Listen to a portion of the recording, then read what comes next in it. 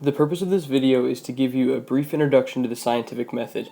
I realize this is something that you've probably heard to start off every science class ever since you were in like the 5th or 6th grade, and that everybody does it a little bit differently. But I'm going to go through and hopefully show you something that aligns very closely to what you learned last year as a 9th grader. But as far as the scientific method goes, the easiest way to describe this is that it's an organized strategy for problem solving. And this is something I'm going to try to show you in class. We'll go through and solve some simple problems, and I'll show you that problem solving strategies that you probably already use are things that fit into the scientific method. You just have to look at them in a different way in order to see it. To talk about the first step, though, of the scientific method, we'll be looking at some kind of a purpose or a problem. This is going to vary from topic to topic. Sometimes we'll just be solving a problem when it comes to your lab that you'll be completing. Other times there is a purpose that we're fulfilling for the lab. To give you an example of one of each of these, when we do the DNA extraction, once we get to genetics, for that lab we simply have a purpose. Our purpose is to extract DNA first from some bananas and then eventually from some of your cheek cells. We know there's DNA in there, so it's not like there's a problem. We're not trying to figure out, hey, do my cells have DNA? We know that they do. We're just trying to extract it. Other times there is a specific problem that you're trying to answer. Like the first lab that we'll do in class has to do with the properties of water, and your problem there is to actually go through and use the steps in the lab to prove various properties of water that we'll be talking about. So there's always some kind of a question, something that should get you thinking in order to drive the beginning portion of the scientific method. The next thing is to do some research. Now, you don't have to end up like this guy and be all stressed over the research. This sounds like a complicated thing, but I'm typically going to give you this. I'm going to give you some kind of background knowledge in order for you to base your hypothesis on. This becomes very important when it comes to the way that we're going to develop a hypothesis now that you are moving up in a few years at the high school. So things are a little bit more complex now. I'll talk to you about the way maybe hypotheses were done before when you're at the middle school and the way that's going to change a little bit for us now. But the important thing is the research is really what allows us to go through and change that. So since you're doing research, your hypothesis is going to be a little bit different. If I asked you to take a second and define a hypothesis for me, I would think most of you would come up with this answer.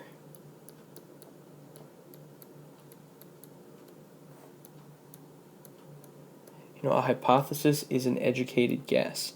And that's something that we definitely talked about in the past. Like I said, you probably picked that one up at some point at the middle school, but we're going to try to get rid of that idea. We're not thinking of it as just guessing because, as we talked about the step before, you're doing research. So you're going to base this on information. It's not just going to be a guess anymore.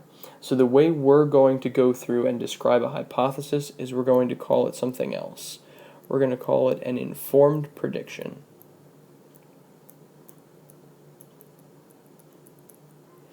It's informed because you're doing this based on information that you've already gotten from me in your research. Now, research isn't going to be something that's extremely thorough. I think the word kind of scares people. It's just going to give you some background knowledge on the idea. So the thing to remember here is you have to keep calm and create a hypothesis, right? This isn't something that you should really be stressed about. Another thing, going back to the middle school, and hopefully this is something that they did with you that you should remember, is the format for a hypothesis should be what we call an if-then format. If you're using the if-then format correctly, the if portion, this should refer to the independent variable, and the then portion will refer to the dependent variable.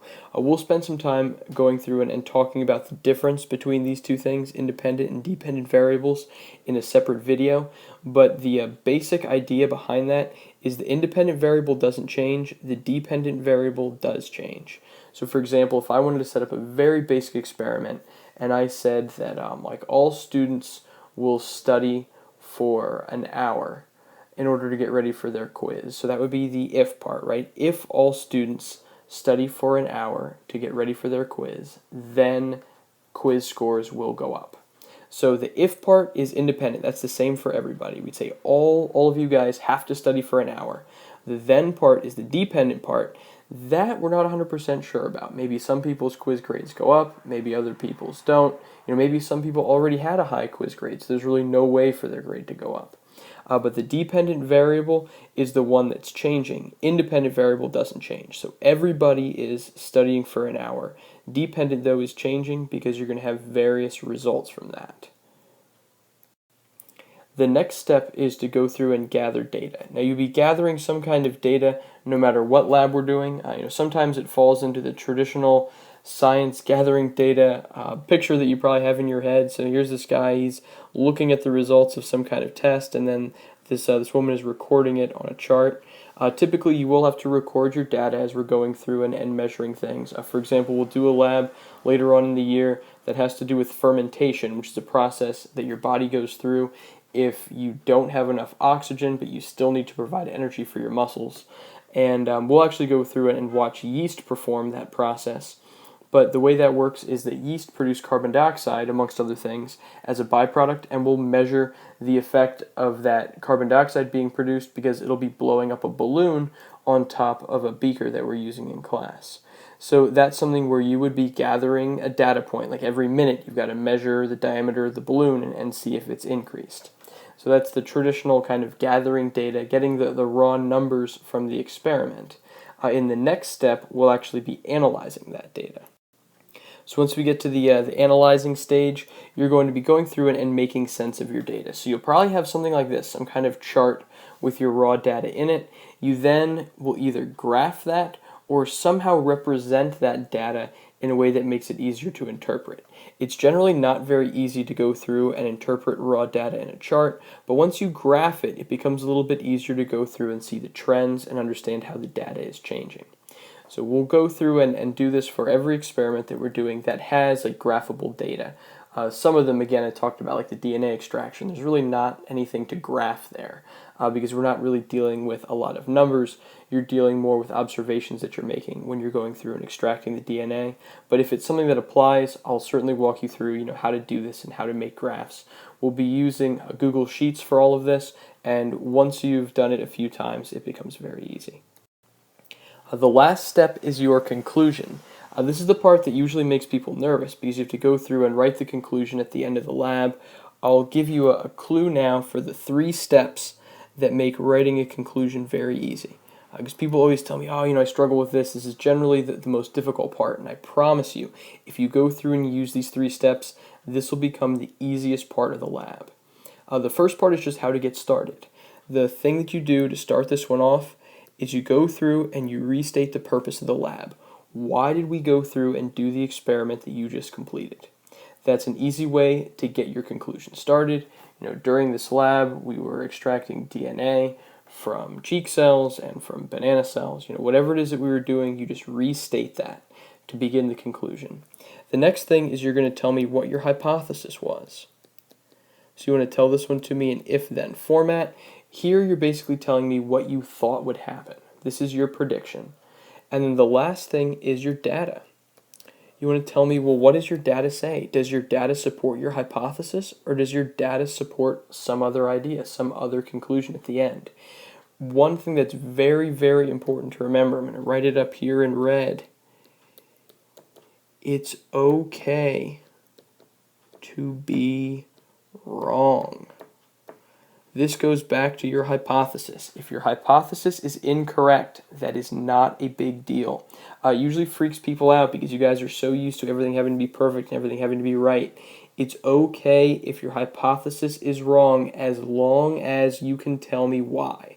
If you can explain why, then it is not a big deal at all. I'm actually more impressed with somebody with an incorrect hypothesis who can then go through and explain to me why it was wrong than somebody who did it right the first time.